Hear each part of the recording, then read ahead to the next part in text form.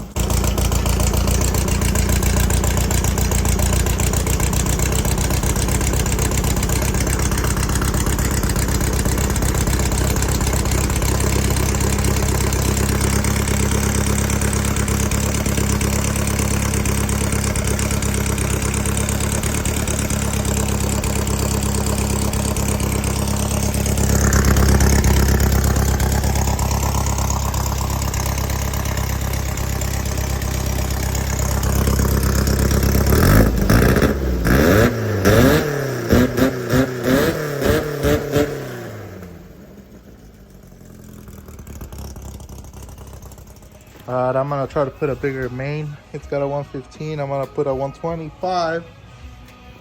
See if a 125 will make it wake up again.